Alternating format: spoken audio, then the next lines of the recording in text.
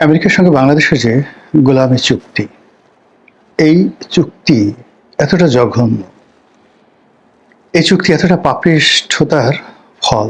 মানে একটা মানুষ যখন খুব এক্সট্রিম লেভেলে পাপ করেন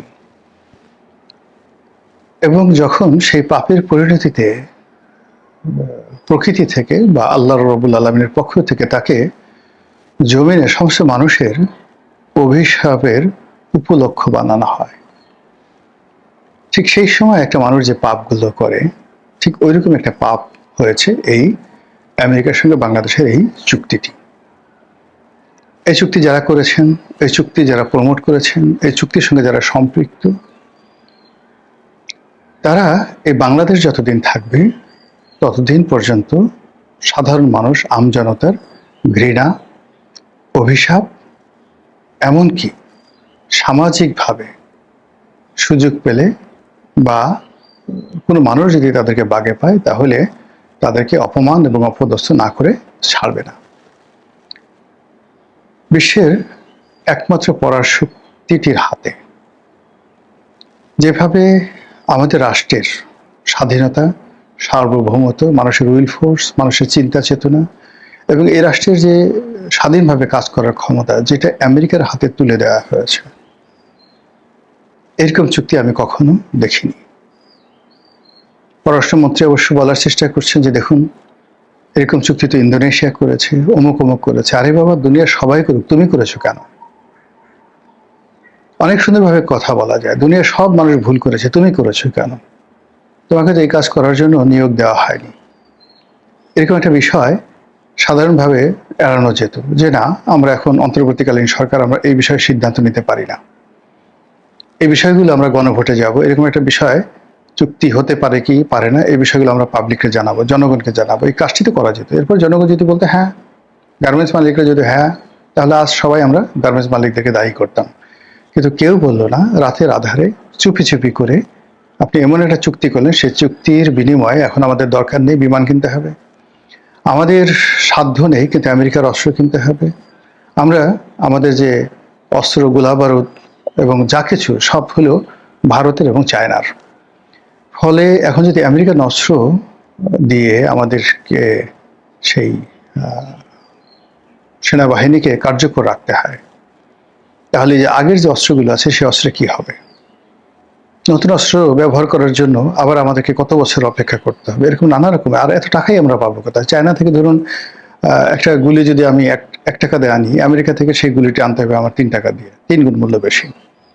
এই যে এইবার আমরা গিয়ে দেখলাম যে আমরা যে স্বাধীনভাবে তেল কিনবো বিশ্বের বিভিন্ন দেশ থেকে, ওপেন মার্কেট থেকে, সেই তেল কেনার স্বাধীনতাটুকু আমেরিকা হরণ করে নিয়েছে। এখন তাদের অনুমতি নিয়ে তেল কিনতে হবে। তো এরকম একটা অবস্থা তৈরি হয়ে গেছে। এই যে চুক্তি, এই চুক্তির পেছনে অনেক রাজনীতির ইতিহাস আছে। এই চুক্তির পেছনে অনেক গোলামির জিঞ্জির, গোলামির যে শিকল, সেটি রয়েছে।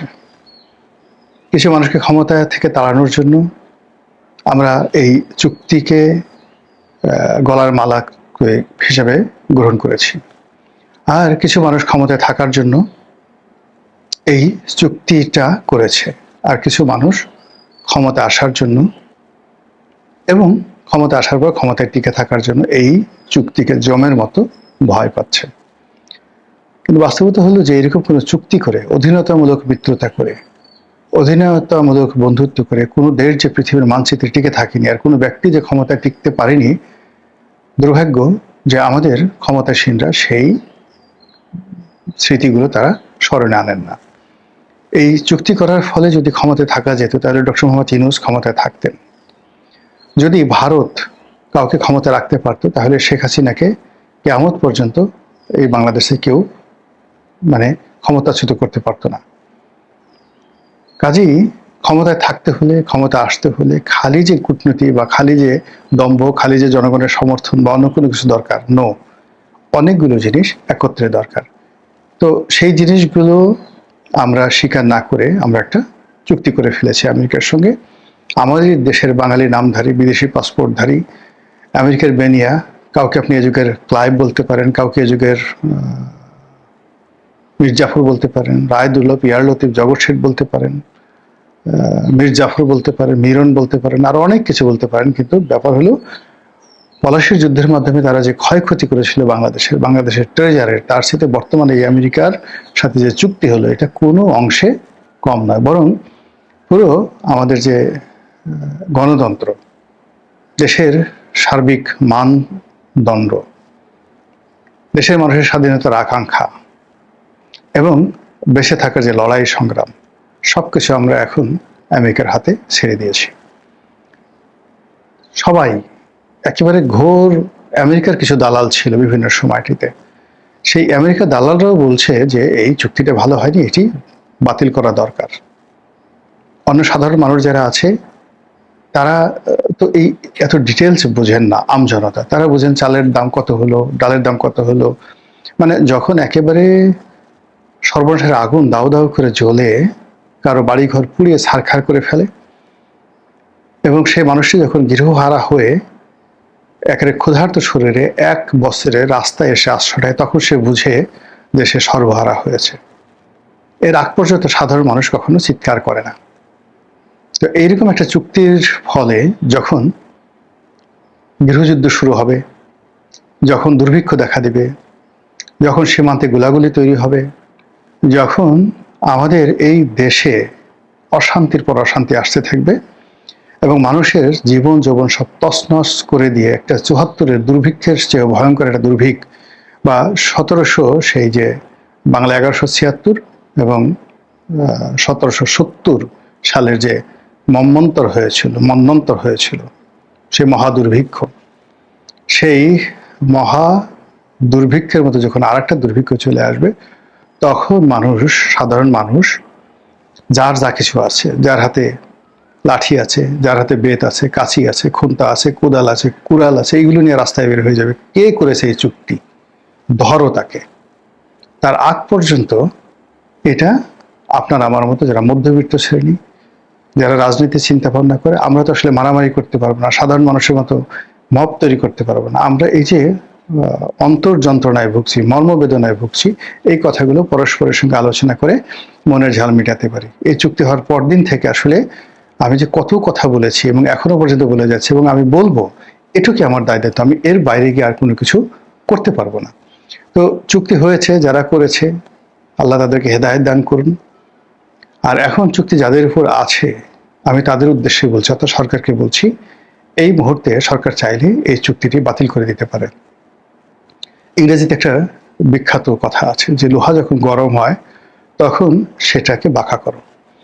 এখন আমেরিকা এমন একটা অবস্থা আছে, সে উত্তপ্ত, ভীষণ রকম উত্তপ্ত, মধ্যপ্রাচ্য নিয়ে, তারপর কাতার নিয়ে, সংযুক্ত আরব আমিরাত নিয়ে, দুবাই নিয়ে, কুয়েত নিয়ে, সৌদি আরবে নিয়ে, সে এত ব্যস্ত যে সেখানে তাদের ট্রিলিয়ন ট্রিলিয়ন ডলারের বিনিয়োগ, সেখানকার সমস্ত সামরিক ঘাঁটিগুলো, সেখানে যে সকল মিলিটারি বেইজে তাদের অত্যাধুনিক যে সকল স্থাপনা রয়েছে, সবগুলো এখন অরক্ষিত হয়ে পড়েছে। সৌদি আরব বলে দিয়েছে এবং কুয়েতও বলে দিয়েছে তাদের দেশে যে আমেরিকান ঘাঁটি রয়েছে, বিমান ঘাঁটি, সেই বিমান ঘাঁটির থেকে তারা কোনো আমেরিকান যে মিলিটারি প্লেন, এগুলো ল্যান্ডিং করা এবং এখান থেকে উড়ে যাওয়ার কোনো অনুমতি তারা দেবে না। ফলে কি হলো, পারস্য সাগর, ভূমধ্য সাগর, হরমুজ প্রণালীর আশেপাশে এই যে পুরো যে গালফ, এই এলাকাতে মার্কিন যে রণতরী রয়েছে, সেই রণতরীর সাথে মিলিটারি বেসগুলোর যে যোগাযোগ, এবং প্লেন থেকে, আকাশ থেকে যে আপনি ইরানে বোমা নিক্ষেপ করবে, সেই বোমা নিক্ষেপ করার জন্য তার যে রাডার সিস্টেম দরকার, তার যে রিফুয়েলিং দরকার, এই পুরো জিনিসগুলো এখন আর সম্ভব হবে না। এর ফলে ইরান যুদ্ধে আমেরিকার যে পরাজয়, সেই পরাজয় বিভৎস হয়ে পড়েছে। এখন ওটা নিয়েই ব্যস্ত। এখানে ত্রিমাত্রিক সমস্যা আমেরিকাকে তছনছ করে ফেলেছে। মধ্যপ্রাচ্যে তাদের সাম্রাজ্যে ধস নেমেছে। মধ্যপ্রাচ্যে তাদের যাদের পরীক্ষিত বন্ধু ছিল, সব বন্ধু তাদের শত্রু হয়ে গেছে। আর ইরানের কাছে পরাজয়টা খুবই অবমাননাকর এবং বিপর্যয়কর হয়ে পড়েছে। অন্যদিকে নিজের দেশে অর্থনৈতিক অবস্থা স্মরণকালে সবচেয়ে খারাপ। ল্যাটিন আমেরিকার দেশগুলোতে তার যে আধিপত্য ছিল, কানাডার সঙ্গে তার যে আধিপত্য ছিল, ইউরোপে এই গত ৪-৫ মাস আগে সে যে বাহাদুরি দেখাচ্ছিল, সবগুলো মুখ থুবড়ে পড়েছে। এবং তার ফলে এশিয়া বা আমাদের দেশে আমেরিকার যে ভীতি ছিল সেই ভীতির এখন উল্টো তুচ্ছ তাচ্ছিল্যের বিষয় হয়ে গেছে। এখন আমেরিকান লোক দেখলেই মানুষ ঠাট্টা মস্করা করে। এবং এই অবস্থা যদি চলতে থাকে, দক্ষিণ কোরিয়া, জাপান, যেখানে তাদের বেজগুলো রয়েছে সেই বেজগুলো তাদের বন্ধ করতে হবে। ভারত মহাসাগরে তাদের যে বেজগুলো রয়েছে সেগুলো তাদেরকে বন্ধ করতে হবে। তো সেই অবস্থাতে আমরা যদি চোখ বুজে থাকি, তাহলে আমেরিকার সমস্ত শক্তি এসে আমাদের পড়বে। আর আমরা যদি এই সময়টিকে ব্যবহার করে এই চুক্তি থেকে আইনগতভাবে বের হওয়ার সুযোগ খুঁজি, এটা ওয়ান টুর বিষয়। সরকার চাইলে এখনই সেখান থেকে বের হয়ে আসতে পারে, কিন্তু সরকার মনে করছে যে যদি আমি বের হয়ে গেলাম, যদি আমেরিকা আমাকে ক্ষমতায় না রাখে, যদি আমার অবস্থা শেখ হাসিনার মতো হয়, আমি কোথায় যাবো, ইত্যাদি ইত্যাদি। মূল ব্যাপার হলো এই চুক্তি যদি আপনি বলবৎ করেন বা সরকার যদি এই চুক্তি নিয়ে এগোয়, আলটিমেটলি পরিণতি শেখ হাসিনার চেয়ে খারাপ পরিণতি হবে। কাজেই এই চুক্তি বাদ দিয়ে যদি সে দাঁড়িয়ে থাকে আজীবন রাজনীতি করার, কিয়ামত পর্যন্ত রাজনীতি করার, দেশপ্রেম প্রদর্শন করার, দেশপ্রেমের মানে প্রমাণ দেওয়ার যে স্কোপ বা সুযোগ, এটা বিএনপির হাত ছাড়া হবে না, বিএনপির হাতে থাকবে। তো সেই কারণে এই চুক্তিটি আইনগতভাবেই তারা এখন বাতিল করে দিতে পারে। শুধুমাত্র ওই যে আমেরিকাকে ভয় পাওয়ার যে মানসিক অবস্থা, এর থেকে মুক্তি লাভ করতে পারলে হয়ে যাবে, আর কিছু দরকার হবে না। আর আমেরিকা এখন বাংলাদেশকে নিয়ে কোনো অবস্থায় মাথা ঘামাচ্ছে না। আর অ্যাজ পার দেয়ার ফেডারেল রুল এবং মার্কিন যুক্তরাষ্ট্রের যে সুপ্রিম কোর্টের রায়, সেই রায় অনুযায়ী ট্রাম্পের যে শুল্ক নীতি, সেই শুল্ক নীতি এখন আর কার্যকর নয়। ফলে সেই শুল্ক নীতিকে ভিত্তি করে বা সেইটাকে প্রিয়াম্বেল ধরে, সেটাকে মুখবন্ধন ধরে যে চুক্তি করা হয়েছে, সেই চুক্তি আইনের দৃষ্টিতে এমনি ভয়েড হয়ে যায়। As per law of contract সেটা অটোমেটিক ভয়েড হয়ে যায়। তো একটা ভয়েড চুক্তিকে আমরা কেন মাথায় নিয়ে নাচছি এবং সেই চুক্তির ভিত্তিতে একের পর এক আমেরিকার ফাঁদে পা দিচ্ছি? ইতিমধ্যেই বিমান কেনার যে চুক্তি করা হয়েছে, এটা না করলেও হতো। এর বাইরে অন্যান্য যে সামরিক ক্রয় বিক্রয় থেকে শুরু করে আরো যে কাজে সরকার এগুচ্ছে, এতে করে আলটিমেটলি সরকারের জন্য মারাত্মক বিপর্যয় ডেকে নিয়ে আসবে। কাজেই আশা করি বিএনপি যারা নেতৃবৃন্দ, তারা সাহসী হবেন, পরিস্থিতি বুঝবেন। 17 বছর ক্ষমতায় ছিলেন না, কোনো ক্ষতি হয়নি। কিন্তু যদি এমন একটি অবস্থা তৈরি হয় যে অবস্থায় ক্ষমতা থেকে চলে যাওয়ার পর মানুষ আপনাকে সারা জীবনের জন্য ঘৃণা করবে। আজ যদি শেখ হাসিনা সেন্ট মার্টিন দিয়ে যেতেন, আমরা বাংলাদেশে একটা লোক শেখ হাসিনার নাম উচ্চারণ করতে পারতাম না। আজ যদি এই যে ভারতের সাথে যে চুক্তি হয়েছে, সেই চুক্তিগুলোর মধ্যে একটা চুক্তি আমেরিকার মতো এরকম একটা চুক্তি হয়েছে, যেখানে ভারতের কাছ থেকে তেল আনতে হবে, ভারতের কাছ থেকে এটা করতে হবে, এই করতে হবে। ভারত এই চুক্তি শেখ হাসিনার সাথে করতে পারতো। এই কারণে শেখ হাসিনাকে তারা, প্রণব মুখার্জি যেভাবে ক্ষমতায় বসিয়েছেন, যেভাবে বই লিখেছেন, তাতে তো এই যে আমেরিকার সঙ্গে ডক্টর মোহাম্মদ ইউনূস যে চুক্তি করেছেন এবং যে চুক্তিতে বিএনপি এবং জামাত সম্মতি দিয়েছিল, তারা ছিল, এই কথা খলিলুর রহমান সাহেব বলেছেন।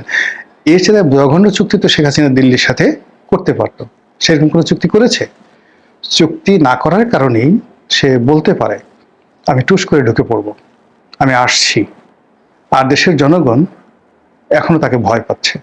কিন্তু যদি সে দেশের সাথে বেইমানি করতেন, মুনাফিকি করতেন, ভারতকে এইভাবে বাংলার মাটি দিয়ে দিতেন, তাহলে ওই দিল্লিতেই তার সারা জীবন সেই যে সিকিমের যে লেন্দুব দর্জি, সেই লেন্দুব দর্জির মতো সারা জীবন সেই দিল্লিতে থেকে ওখানে তাকে মরতে হতো। তিনি আর বাংলাদেশে আসতে সাহস পেতেন না। কাজে আসলে দেশ বিক্রি হবে না, দেশ বিক্রি করা ঠিক হবে না। দেশের বিরুদ্ধে গিয়ে কেউ কখনো সফল হতে পারেনি। দেশের স্বার্থ জলাঞ্জলি দিয়ে কেউ কখনো রাজনীতিতে টিকতে পারেনি, never ever in the life. কাজেই সরকারকে অনুরোধ, একটু সাহসী হন, জনগণ আপনাদের সঙ্গে আছে। এমনিতে আমরা সবাই ভোট দিয়েছি, এমনি আপনাদেরকে বিএনপিকে ক্ষমতায় ফেরত আনার জন্য এই দেশের কত মানুষ কত কষ্ট করেছে, কত দোয়া করেছে, কত জুলুম অত্যাচার তারা স্বীকার করেছে, কত মানুষের গাড়ি বাড়ি ঘর তছনছ হয়ে গেছে, সংসার তছনছ হয়ে গেছে, বাবা মরে গেছে, মা মরে গেছে। একদিন কি বলবো, আজ ধরেন এই বিপদের সময়, আমি জানি না মোয়াজ্জেম হোসেন আলালের অপরাধ কি, আমি জানি না হাবিবুন নবী খান সোহেলের অপরাধ কি, সরকারে তারা কেন স্থান পেল না। কিন্তু এই দলটির জন্য, দলের বিপদে এদের যে ভূমিকা, এটা বিএনপির যে সমস্ত এখন কর্তা ব্যক্তি রয়েছেন তারা যদি নিজেদের গায়ের চামড়া খুলে এদের বেল্ট বানিয়ে দেন, আমি জুতার কথা বললাম না, তবুও এদের ঋণ শোধ হবে না।